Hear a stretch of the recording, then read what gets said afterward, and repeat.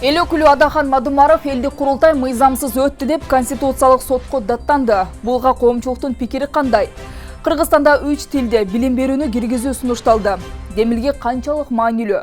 Күндөмөй жыйынтыктын бул чыгарылышында мына ушул темаларга кенен токтолобуз. Кызматта мен Гүлзада Төрөбекова болом. Саламатсыздарбы? Узаган аптанын соңунда кумар оюндарын уюштуруу жана өткөрүү боюнча мыйзамсыз ишке бөгөт коюу боюнча чаралар жөнүндө жарлыкка президент Садыр Жапаров кол койду. Ага ылайык өлкө аймагында легалдуу эмес кумар оюндарын, анын ичинде оюн автоматтарын пайдалануу менен уюштурууга жана өткөрүүгө лицензиясы жок букмекердик конторалардын ишине тыюу салынат. 2023 жылдын 1-январынан тартып оюн автоматтарын пайдалануу мыйзамда белгиленген тартипте ачылган казинолордо гана болот деп белгиленген. Ал арада апта ичинде дагы бир катар орчундуу окуялар орун алды. Кыргызстанда кылмыштуу топтун активдүү мүчөлөрү кармалып, тергөө абагына киргизилди. Колго түшүрүлгөн киши түзөтүү колониясында жаза өтүп жатып, ошол жакта кармалган чет элдик жарандан акча талап кылган деп шектелүүдө. Бүткүл дүйнөлүк күрөш уюму ак жол менен жоламанды тарых жаратуучулар деп тапты. Бул наамга кыргызстандык спортчулардан сырткары дүйнөнүн дагы 2 спортчусу ээ болду.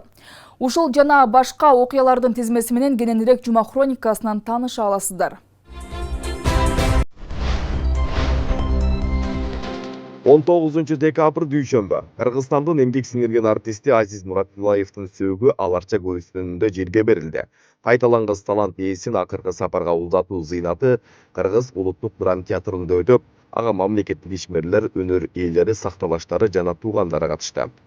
Кыргызстанда өткөн жумада сасык тумоо гриппке чалдыккандардын 44.106 учуру катталды. Бул тууралуу оорулардын алдын алуу жана мамлекеттик санитардык эпидемиологиялык көзөмөл департаментинен кабарлады. Ош ТВ телеканалы Ош шаардык мэриясынын карамагына өттү. Өкмөт иштери толугу менен аяктаган. Демек каналдан кеткен материалдар шаар бийлигинин көзөмөлүндө болуп, мекемеден отчет алынып турат. Министрлер кабинетинин төрагасы Акылбек Жапаров Майлуу суу лампа заводу ачык акционердик коомунун ишмердиги боюнча жумушчу кеңешме өткөрдү. Анда айнек идиштерин чыгаруу, ошондой эле айнек эритүүчү мешти реконструкция долбоору боюнча сунуштар айтылды. 20 декабрь шейшембе. Өкмөттүн токтомуна ылайык 2007 жылдан тарта 20 декабрь коопсуздук кызматкерлеринин күнү катары белгиленет. Акыркы жылдары атайын кызматтын кызматкерлерине жакшы көңүл бурулуп, имараттар жаңыланып, бир топ өзгөрүүлөр орун алууда. Мектептердеги карантин 30 декабрга чейин узартылышы мүмкүн. Саламаттык сактоо министрлиги эпидемиялык кырдаалдан улам ушундай чечимди кабыл алуу сунушун Билим берүү министрлигине бергенин билдиришти. Жыл башынан бери Жалал-Абадда 132 адам жол кырсыктан каза болду. Ал эми каза болгондордун арасында 25 жаш бала бар. Учурда облустук жол кыймылынын коопсуздугун көзөмөлдөө бөлүмү бул багытта күчөтүлгөн тартипте иш алып барышууда. Баткенде пиротехникалык каражаттар сатылбайт. Бул боюнча милиция кызматкерлери чек арадагы акыркы окуяга байланыштуу пиротехникалык каражаттарды сатууга каршы рейд уюштурду. 21 декабрь шаршембе. Жогорку кеңештин жыйынында ишкердиктин субъекттерине текшерүүлөрдү жүргүзүүнүн тартиби жөнүндө мыйзамдарга өзгөртүүлөрдү киргизүү жөнүндө мыйзам долбоору биринчи окууда каралды. Белгилүү болгондой, Кыргызстанда айрым оорунун түрлөрүн дарылоого мүмкүнчүлүк жок. Мындан улам дарыланууга жана операция жасатууга муктаж жарандарды чет өлкөлөргө жөнөтүп турушат. Санэпид көзөмөлдөө борборунун кызматкерлери жарандарды базардагы мөөнөтү өтүп кеткен жана этикеткасы жок азыктарды сатып алууга чакырат. Жаңы жыл алдында үй шартында даярдалган шириндиктердин түрү базарга алып чыгылаары маалым. Ош облусунун Өзгөн районуна караштуу Кызыл Октябрь айылындагы кесиптик лицейдин окуучулары мушташып, 16 жаштагы бала каза болду. Бул тууралуу облустук милициянын басма сөз кызматы кабарлады. 22 декабрь бейшембе. Баткен районунун чек арадагы Аксай айылында 9 үй коопсуз жайга жылдырылып, курулуш иштери жүрүп жатат. Бул үйлөр айылдын четинде жайгашып, Варух анклавы менен жанаша тургандыктан кооптулук жогору экенин үй ээлери айтышкан. Жогорку кеңештин депутаты Миргүл Темирбаева 3 тилдүү билим берүү системасын киргизүүнү сунуштады. Эл өкүлү анын максаты келечек муундун кыргыз, орус жана англис тилинде эркин сүйлөшүүн калыптандыруу болуп саналарын айтты. Бул жылы Кыргызстанда алгачкы жолу кышкы жогорку окуу жайларга кабыл алуу жүрөт. Жалпы республикалык тестирлөөгө катышкандардын 70%дан ашууну өткөнү кабарланууда. Тышкы иштер министрлиги кыргызстандыктарга Тажикстанга барбай турууну сунуша да, ошондой эле коңшу өлкөнү транзит катары дагы колдонбой турган шартка ылайык экени айтылды. 23 декабрь жума. Быйылкы жылы айыл чарба багытына мамлекет тарабынан өзгөчө көңүл бурулду. Ага буга чейин жаралган негизги продуктылардын тартыштыгы негиз болгон. Сузактагы Черемушка айылынын тургундары тазалык кызматынын ишине нааразычылыгын билдирип чыгышта. Жергиликтүүлөрдүн айтымында Черемушка айылындагы таштанды дээрлик 6 айдан бери тазаланбай турат. Жаңы жылдык майрам күндөрү Кыргызстандын жолдорунда масштабдуу рейдтер жүргүзүлөт. Бул тууралуу ИИМдин жол кыймылынын коопсуздугун камсыздоо башкы башкармалыгынан билдиришти. Бириккен күрөш дүйнөсү кыргызстандык Жоломан Шаршембеков менен Акжол Махмутовду 2022 жылдын тарыхын жаратуучулардын катарына кошту. Видео аталган федерациянын YouTube каналына жарыяланды.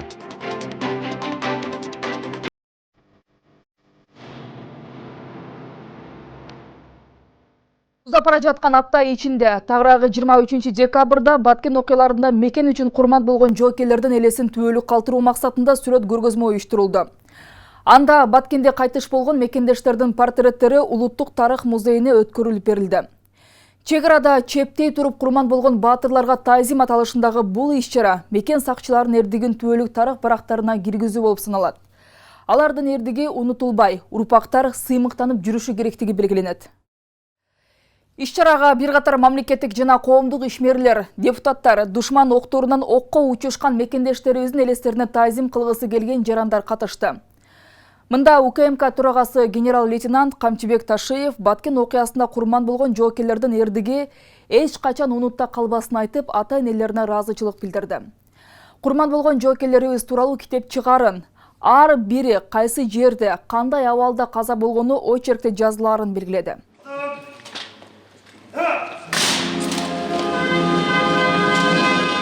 Бүгүн Кыргыз Улуттук тарых музейинде Тажикстандын куралдуу кол салуусунан курман болгон жоокерлерди, мекендештерибизди эскерүү иш-чарасы болуп өттү. Анда шейит кеткендердин элесин түбөлүк калтыруу максатында сүрөт көргөзмөсү уюштурулуп, Баткенде курман болгон баатырлардын портреттери Улуттук тарых музейине өткөрүлүп берилди. Ушул жылы Баткен жергесинде мамлекеттин бүтүндүгү үчүн чек араны сактап турган кыргыздын жапжаш патриот уулдары окко учкан кайгылуу окуя эсибизде. Аталган иш-чарага Кыргыз Республикасынын мамлекеттик катчысы Сүйүнбек Касманбетов, УКМК төрагасы Камчыбек Ташиев, коомдук жана мамлекеттик ишмерлер, жогорку кеңештин депутаттары жана каза болгон мекендештердин жакын туугандары катышты. Өз кезегинде Камчыбек Ташиев курман болгон жоокерлердин ата-энелерине ыраазычылык билдирип, алардын эрдигине таазим кылды. Курман болгон биздин жоокерлерибиздин алдында ар дайым мен жүүнүм бошоп, өзүмчө ушундай кыйын акыбалда каламын. Себеби бул балдарыбыз урматтуу эл журт биздин элибиздин эгемендүүлүгүн, билимдүүлүгүн, мамлекеттүүлүгүн, элибиздин территориясын коргоп курман болушту. Жана ошол балдардын көпчүлүгүнүн командирлер айтып атышат, кайт десек кайтпай койду деген балдар болуп атат арасында. Кайтып тур артка десек, жок, мен таштабайм мекенчегини, мен ушул жерде курман боломун деп өздөрүнүн курмандыкка чалып, бирок артка бир кадам таштабастан курман болгондугун айтып отурушат. Урматтуу ата-энелер, сиздер ыйлабаңыздар, сиздер кайратты жыйнаңыздар, балдарыңар жөндөн жөн, силер туулуп өстүргөн балдарыңар, тарбия берген балдарыңар жөндөн жөн каза болгон жок. Мекенди коргоп, эли журттум, мамлекетимдин топурагы деп каза болушту. Дагы бир жолу белгилеп айтамын, балдарыбыздын бардыгы өз үйүбүздө, өзүбүздүн территориябызда каза болушту. Биз башка элдин, башка журттун территориясына өткөн жокпуз. Бирөөнүн үйүнө кирип барган жокпуз. Биз өзүбүздүн чегибизди коргойбуз деп кирип келген душмандарды талкалап каза болушту. Төрага белгилегендей, Баткендеги кагылышууда 49 аскер курман болгон, алардын 42-си чек арачылар, 5-өө ИИМ кызматкерлери, 1-өө өзгөчө кырдаалдар министрлигинен, дагы 1-өө коргоо министрлигинин кызматкери болгон. Алардын басымдуусу 20 жаштан 30 жашка чейинкилер болуп, 28-и үй бүлөкүтө элек бойдок жигиттер экени айтылат. 28-и бойдок балдарыбыз болду. Үйлөнө элек али, үй кура элек балдарыбыз болду. Ошолордун 8-и балабыз, эми гана үйлөнгөн, эми гана бир балалуу болгон жаш балдарыбыз болду. Ошондуктан балдарыбыздын эрдиги түбөлүк мамлекетибиздин жүрөгүндө сакталат. Урматтуу президентибиздин түздөн түз берген тапшырмасынын негизинде куралдуу күчтөргө 2 жылдын ичинде 60 миллиард сомдон ашык акчаны куралдуу күчтөргө жумшадык. Ошол аскерлерибиздин вооружение, боеприпасов, военный техника, жана башка обмундирование, тамак-аш, кийим-кече, үй жайына жумшадык. Ушулардын бардыгы ушуга чейин жасалбай, каралбай келсе, мындан ары мамлекет аскер кызматкерлерине мекенди коргогон балдарыбызга толук бойдон шарт түзүп берүүгө бардык күч аракетин жумшап атат. Бүгүнкү күнү чегараны кайтарып турган ар бир чегарачы, ар бир жараныбыз чегарачы, ар бири баатыр. Ошол жерде чегара деп жашап жүрөт. Албетте, ошол 30 жыл бул бүгүнкү эле маселебиз эмес чегара. Эгемендүүлүк алгандан берки 30 жылдык көйгөйүбүз. Садыр Нуркожоевич, Камчыбек Кыдыршаевич 30 жылдык көйгөйдү жон терисине алып, элдин тагдырын моюндап туруп, маселени чечип атат. Ошол жерде тажик тарапка өтүп, Камчыбек Кыдыршаевич биздин колго түшүп калган балдарыбызды алып чыкты. Бул батыр эмес эмне? Душманга кирип барып, ошолор менен тил табышып, ошолор менен дипломатиялык переговор жүргүзүп, сүйлөшүү жүргүзүп, балдарыбызды алып чыкты. Биз муну унутпашыбыз керек. Албетте сынчылар көп. Өзүн оппозиция атап алып, бүгүнкү күнү сын таккандар көп. Маселеге келгенде, чегарага ошо күндөрү, согуш күндөрү, ошол оппозициямын дегендердин бири басып барган жок. Бири басып барган жок. Айтылыш керек мындай сындагы. Мындан ары мекен чебин коргоюбуз деп өлкө тынчтыгын сактоодо жан берген баатырлардын портреттери Кыргыз улуттук тарых музейинде сакталмакчы. Мында курман болгон уулунун элесин кан жутуп эскерип, бир чети сыймыктануу менен көзүнө жаш алып турган Ташбөбө Кушбактова бар. Ал атайын бүгүнкү иш-чарага катышуу үчүн Баткен облусунан келгенин айтат. Ок тийген экен, Абдымалык уулу Медетбектин мойнуна ок тийген экен. Мойнуну өзү тигиптир. Тигип кайра кайт чык десе чыкпай кайра барып, элимди жеримди коргойм деп кайра барып, ошентип балам каза болуп өтүп кетти да. Бир жагы сыймыктанам, бир жагы турганды мага кылган мамилесин ойлойм да. Аябай мени жакшы карайт эле. Белгилей кетсек, аталган иш-чараны уюштуруу демилгесин жогорку кеңештин депутаты Шайырбек Ташиев колдоого алган. Эл өкүлүнүн айтымында Баткен окуясы ар бир кыргызстандыктын жүрөгүндө түбөлүктүү баатырлардын элеси менен сакталат. Жанагы баатырдык бул билекте эмес, жүрөктө дегендей, биздин ушу баткендик баатырларыбыз, баткендик жоокерлерибиз, Баткендин эли баатырдык кылып өздөрүнүн ушу жанагы биздин эгемендүүлүгүбүздү сактап калды. Ошондон ошол биздин шейит кеткен уулдарыбызга, анан кийин жаш балдарыбызга, ошол ата энелерине баардыгына ушу жанагы ыраазычылык билдиребиз биз. Балдарыбыздын ушу өтүп кеткен жаткан жайлуу болсун деп айтабыз. Эске салсак, 2022 жылдын сентябрь айы Кыргыз тарыхында кара тамгалар менен жазылып калды. Дал ушул күндөрү коңшу Тажикстан кара ниеттик менен Кыргызстанга кол салып, анын кесепетинен эл бир канча кулунунан ажырады. Көбү куралдуу күчтөрдүн кызматкерлери жана армияда кызмат өтүп жаткан жоокерлер эле. Гүлдана Момунова, Калыс Өмүралиев, Регион телеканалы, Бишкек шаары. Бишкекте өткөрүлгөн элдик курултай мыйзамсыз өттү деп депутат Адахан Мадумаров парламент жыйынында наразычылыгын билдирди. Мындан улам эл өкүлү бул боюнча конституциялык сотко даттанды. Ал эми Мадумаровдун бул билдирүүсү социалдык тармакта сынга алынып, курултайдын катышуучулары да элдик жыйынды мыйзамсыз деп атоого эч кандай негиз жок экенин айтышты.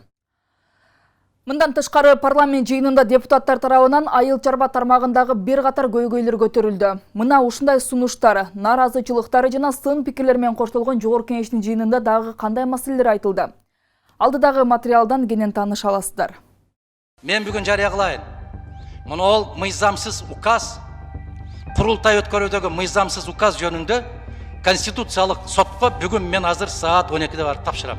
Жогорку кеңештин болжумадагы жыйынында депутат Адахан Мадумаров 25-26 ноябрь күндөрү президент Садыр Жапаровдун тийиштүү жетекчилердин жана аймактардан келген делегаттардын катышуусунда болуп өткөн биринчи элдик курултай мыйзамсыз өттү деп конституциялык сотко даттана турганын билдирди. Ушул мамлекетте адилеттүүлүк болсо, курултай адилетсиз өттү, мыйзамсыз өттү, курултай өткөрүүгө, указ кабыл алууга эч кимдин укугу жок.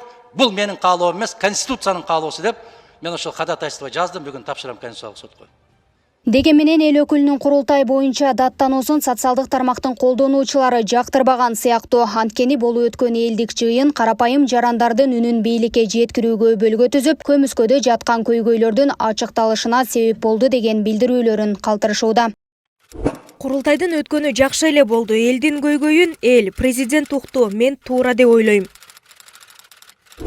Жогорку кеңеш мыйзамдуу кабыл алып бербей койгон. Бул жерде президент элди ойлоп, өзүнүн жарлыгы менен чакырды курултайды. Эл үчүн күйбөсөңөр жок дегенде болбогон сөздү сүйлөбөгүлөчү. Бул нерсеге Мадымаровдун эле эмес, баарыбыздын башыбыз жетет. Мен укук китебинен окуган элем. Президенттик башкарууда президент курултай уюштурууга укугу бар деп. Азыр президент ошол кабыл албай койгон жогорку кеңешти дагы таратып жибергенге укуктуу. Эми эч нерсе таппай, курултайды мыйзамсыз деген туура эмес. Курултай керек болчу. Президентибиз эң туура кылды. Баары ачык айтылды. Бийлик дагы сындалды. Керек болсо мындай жыйындар жыл сайын өтүшү керек. Ошондой эле курултайдын катышуучулары да депутаттын айткандарын төгүндөштү. Мен эми мынтип айтар элем, Абдахан Кимсанбаевич ар дайым айтып жүрөт да, ошо мыйзамдуулукту сактайлык, адам укугун сактайлык деп. Мына ушул жерде өзүнө өзү каршы сүйлөп атат да. Анткени себеби баш мыйзамда да жазылып турат. Элдер, кыргыздын жарандары чогулуп жыйын өткөргөнгө, пикет, митинг кылганга укугу бар деген. Экинчиден адамдын укугу деп атат. Адамдардын укугу бар да бул жерде. Ар бир айылдагы кыйынчылыктарды, көйгөйлөрдү айтып, бийликке жеткириш үчүн алардын дагы өзүнүн укугу бар да. Ошонун баарын тебелеп тепсеп, анан ошонун баарын жокко чыгарып атканы туура эмес да. Бүт элдин баары 7 миллион элдин баары колдоду да. Баш мыйзамга кирди курултай. Кийин тагдырды ушул курултай чече турган болуш керек. 5-6 киши чечпеш керек. 5-6 партия, 5-6 МПО Кыргыздын тагдырын чечпеш керек. Мындан тышкары парламент жыйынында депутаттар тарабынан айыл чарба тармагындагы бир катар көйгөйлөр көтөрүлдү. Маселен, эл өкүлү Дастан Жумабеков салык кодексинде каралган айыл чарба багытындагы айрым маселелерге өзгөртүүлөрдү киргизүү боюнча мыйзам долбоорун сунуштады. Анда айыл чарба продукцияларын чет жакка экспорттоодогу айрым тоскоолдуктарды жеңилдетүү каралган. 100 килограмм, 50 килограмм төө бурчагын жүктөп алып келип, жанагы өткөрүүчү пунктка алып келгенде дыйкандан сурап атат, сиз барып деги налоговый инспекцияга, салык инспекциясынан барып учетко туруп, справкаңызды алып келиңиз десе, дыйкандар айтып атат, эми биз ушул баары бүтүп эми ушул калдыбы?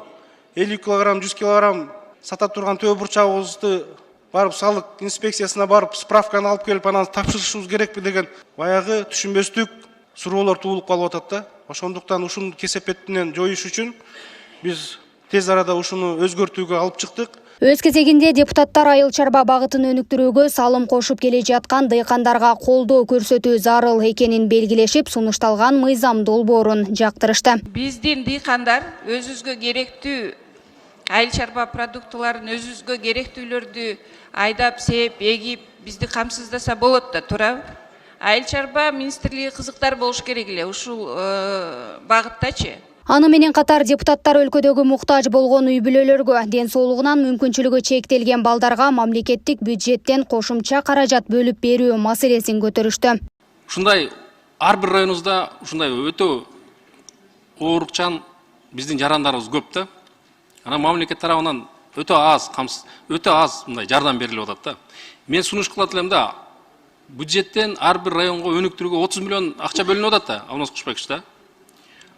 Ошол жерге бир жобого киргизип койсоңуздар дейм да, 1 миллионго чейин ушундай майып балдар бар, өтө оор, акыбалы өтө начар, муктаж болгон үй бүлөлөргө 1 миллион сомго чейин акча каражатын бөлүү тарабы. Бул маселени башкача чечсек болот, анткени бул фонд развития дейт да, аны аралаштырбай эле ошо фонд развития калтыралы эле, бирок сиз көтөргөн маселени башкача эле чечсе болот, анткени райондой резервный фонддор бар, акимдердинчи, ошо эсебинен карап берсек болот да. Ошондой эле жогорку кеңештин депутаттары жарандардын саламаттыгын сактоодогу медициналык, экономикалык жана башка социалдык маселелерге токтолушуп, тийиштүү министрликтерди жыйында айтылган көйгөйлөргө кайдыгер мамиле жасабоого чакырышты. Гүлдана Момунова, Калыс Өмүралиев, Регион телеканалы, Бишкек шаары. Бул жылы Кыргызстанда алгачкы жолу кышкы жогорку окуу жайларга кабыл алуу жүрөт. Жалпы республикалык тестирлөөгө катышкандардын 70%-ын ашууну өткөнү кабарланды. Жогорку окуу жайларда мындай системанын киргени билим берүү тармагындагы жакшы жетишкендик катары бааланды. Мындан сырткары эл аралык деңгээлге сапатын жогорулатууга шарт түзүлөт деп билдиришүүдө. Ал эми тестирлөөнүн жыйынтыгы менен окуу жайларга кабыл алынган абитуриенттер келерки жылдын февраль айынан тарта алгачкы семестрде окуп башташат. Ал арада Кыргызстанда 3 тилдүү билим берүү системасын киргизүүнү Жогорку кеңештин депутаты Миргүл Темирбаева парламенттин 22 декабрдагы жыйынында сунуштады. Ал кыргыз, орус жана англис тилинде окутууну замандын талабы деп эсептейт. Депутат билим берүү жана илим министрлигине кайрылып, англис тили жогорку окуу жайларга да киргизилет. Өзгөчө техникалык окуу жайлары үчүн бул маанилүү экенин айтты. Сунуш реалдуу ишке ашабы? Эксперттер эмне дейт? Нурзада Сыдыкова темага кенен токтолот. Үстүбүздөгү жылдын 26 декабрынан 28 декабрына чейин жогорку окуу жайларда абитуриенттерди кабыл алуунун биринчи этабы башталат. Бир жыл ичинде 2 ирет конкурска катышуу мүмкүнчүлүгү Кыргызстанда алгачкы жолу ишке ашырылууда. Кабыл алуу 4 этап менен жүрөт. Ал эми жалпы республикалык тестирлөөгө 1260 адам катышып, анын 70%дан көбү босого балдан өтүшкөн. Тестирлөөнүн орточо көрсөткүчү 124,6 балды түзсө, эң жогорку 226, эң төмөнкү 65 балл болгон. 3 күн, ар бир турдун биринчи 3 күнүндө биздин балдарыбыз ошо өзлөрүнүн жеке кабинет аркылуу 2020 Edu.gov KG порталында каалаган окуу жайын, ошондой эле багытын тандап, анан ошол жака регистрация кылышат. Ар бир турдун 4-күнүндө жогорку окуу жайлар кааланчу балдарга маалымат жөнөтүлөт, система аркылуу маалымат жөнөтүлөт, сиз кабыл алдыңыз деп. Анан ар бир турдун 4-күндөн баштап 6 күндүн саат 16-га чейин балдар ошо кабыл алууну такташ керек. Конкурска катышкан абитуриенттер система аркылуу керектүү документтерди тиркеп, каалаган окуу жайдын кесиптик тармагын тандай алат. Окуу жайга өткөндүгү же өтпөгөндүгү туурасында маалымдоо система аркылуу белгилүү болот. Андан соң гана кабыл алынган абитуриент керектүү документтерди окуу жайга тапшырат. Системага кирүү үчүн операторлор тарабынан сыр сөздөр жөнөтүлөт. Сертификат номери, анан ошол эле жөнөтүлгөн логин пароль менен кирип, ошо керектүү документ, бул деген паспорт, окуу боюнча аттестат, анан ошо жана жалпы республикалык тестирлөөнүн сүрөттөрүн ошо өзлөрүнүн личный кабинетине киргизиш керек. Жогорку окуу жайларга кабыл алуунун мындай жол-жобосун киргизүү жакшы мүмкүнчүлүктөрдү жаратаары белгиленүүдө. Анткени буга чейинки тестирлөөдөн өтпөй калгандар келеркисин жыл айланып күтүшпөйт. Билим берүү өзү маңызында үзгүлтүксүз болуш керек. Мисалы, жайкы мезгилде сабак жогорку окуу жайларына тапшыра албай калган абитуриенттер бир жылдын ичинде ошол көп өзүнүн баягы билим материалдарын жоготуп коюп атат да. Ошол себептен мынакей эгерде жайында өтпөй кала турган болсо, анда кышында кайра келип тапшырып, баягы өзүнүн билимин үзгүлтүксүз андан ары улап кетүүгө чоң мүмкүнчүлүк түзүлүп атат да.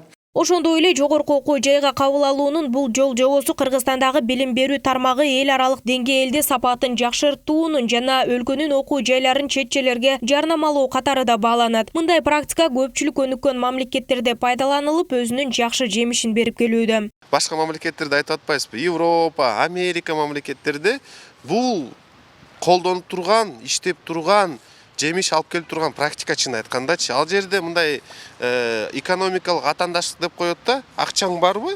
Төлө, оку. 10 000, 15 000, 20 000 долларга чейин төлөп окусаң болот да.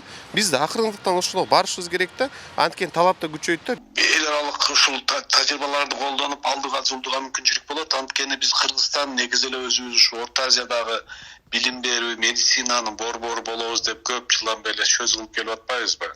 Анан бирок жакшы билим берүү тармагында мисалы үчүн биздин Аутса, Токмокто, Мутса, Манас, Алато деген университеттерибиз ошол кичине ошо коррупция жок, таза ошол балдарыбызга келечекте керек боло турган билимди берип алып атышат да. Ошон үчүн мен ойлойм, биз ошондо күчөтүп туруп ошого кайсак, анткени бул ошол канча студент келсе бизге ошончо инвестиция болот. Алар келип окууга акча төлөшөт, жатаканага төлөшөт, тамак аш ичип жешет.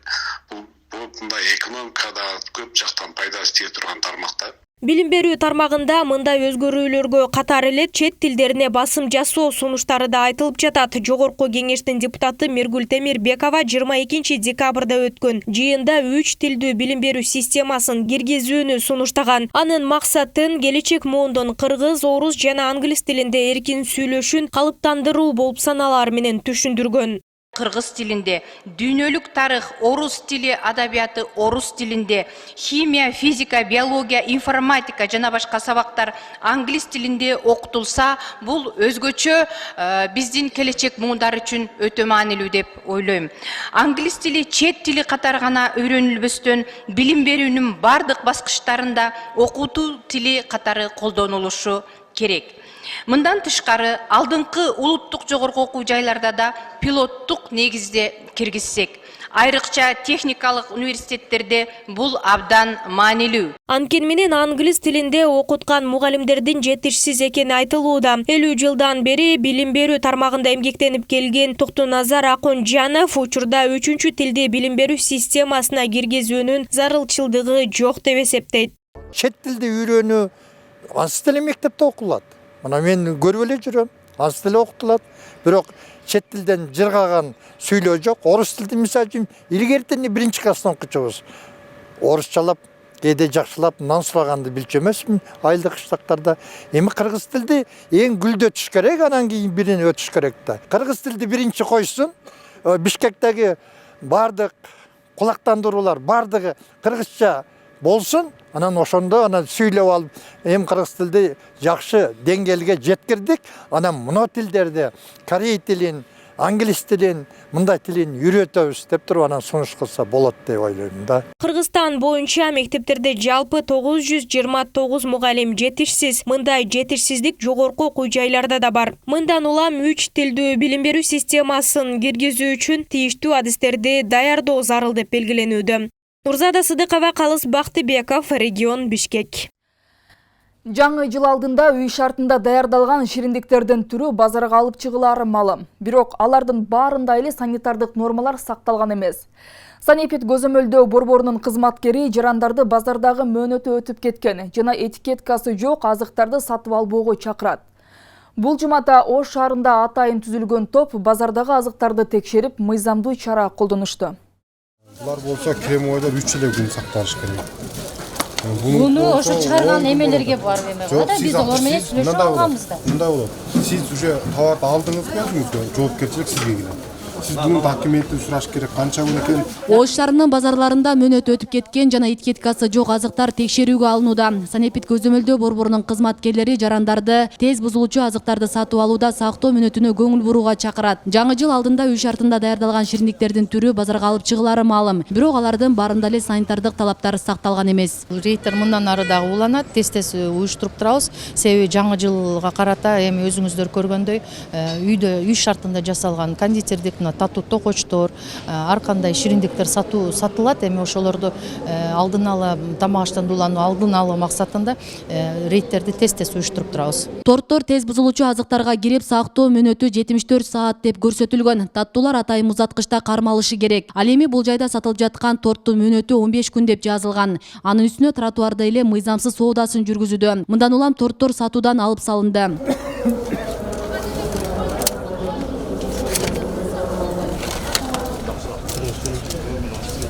Азыр башка службалар менен кошо муну биз неме жараксыз азыктар катары забраковка кылабыз да, уничтоженияга беребиз, комиссияга беребиз, өткөрүп беребиз. Этикеткасы жок торттор меники эмес бул жерде. Баардык карамел басылган мына 21, 31, 10 күн срок басылган бул жердечи. Эч бир жаман эмеси жок да. Мына санстанция бар, немесе сертификат кагазыбыз бар, патент, налог бардыгы бар. Эмнени негиз кылып алып атат? Бул жер неме эмес деп атат да, саткан бой атат. Мындан сырткары үй шартында консерваланган азыктарды базарга алып чыгып сатууга тыюу салынат. Адистер муну менен калкты ботулизм оорусуна кабылып калышынан коргоону көздөйт. Санитардык нормаларды сактабай, технологиялык талапка ылайыксыз консервацияланган азыктар ботулизм оорусуна алып келиши мүмкүн. Ошондуктан рейдтин жүрүшүндө консерваланган азыктар аныкталып, сатуудан алынды. Сатабыз эми. Заводскойдон сатабыз, кээ бир мындай мунулардан кеп калат, алып сатабыз да мына. Soruşalım. Mesela klientler var da жасайды мына. Осылар үйінде жасайды, ар елі жасайды мұны. Осыны өлшеді. Енді алып келіп береді, бір-екі алып келіп береді, оны бардың осы жей албайды да. Шундайлар сорашады. Міне заводской келбеді, капусталар. Шуны сорашады. Қандай осы көрініп тұрады қандашың басы жақсы. Ботулизм дегендечи, түс өзгөрбөйт, башка болбойт, өзүндөй эле тура берет. Анан кийин токсин өзү бөлүп чыгат да. Ботулизм эмесчи, ошонун ичинде жегенде мисалы ким жесе ошол уланып калат да. Мындан баягы башкага окшоп түс өзгөрүп, же болбосо крышкасы дөңкөйүп, неме болбойт. Өзүндөй тура берет, и токсин ошонун ичинде көбөйө берет. Канча узак турса, немеси көп болуп чыгат. Ошол үчүн домашнийди өтө этиятташ керек. Ош шаарынын Борбордук базарында соода жайлар башаламан жайгашкан. Мыйзамсыз контейнерлер четтен чыгат. Аларга Ош мэриясында алы жетпей келет. Сүрдүрүү иштери жүргөн менен кайра эле мурдага абал кайталанат. Сен мыйзамсыз экенин эмне кыласың деп кече биз менен да ушуп кеткен. Ошон үчүн мен жалгыз келиштен корком, ачык айткандачы. Жалгыз келип мынаны ал дештен мен мына соода кылган эмеден тартынам да, келип мени жулмалап кетип, мен жашым да жаш эмес, 50-тен ашкан аялмын. Булардын мамилесине мен мисалы эме кыла албайм. Жыйынтыгында кайра эле, айырмасы жок. 3,5 миң сом төлөйт, кайра эле чыгат. Күндө уруштап болоң. Күндө эле кайра ошо тазалайбыз, эскертилет. Күнүмдүк рейд болот базарда. Күндө эртең менен обедке чейин. Квартальный базарком менен чогуу. Эске салсак, Ош шаарында 2022 жылдын башында сахабаттын шириндиктеринен 46 адам ууланышкан. Ал эми ботулизмдин 6 учуру аныкталып, андан 7 адам жабыркаган. Асель Сыдыкова, Илимбек Турсунбай уулу, Регион телеканалы, Ош шааран. Программаны жыйынтыктайбыз. Жума ичинде орун алган негизги жаңылыктар Регион телеканалынын социалдык тармактардагы баракчаларына да жайгаштырылды. Күндөмө жыйынтыктын акыркы кабарлары мына ушуларды түздү. Кайрадан бир аптадан соң көрүшкөнчө аман туруңуздар.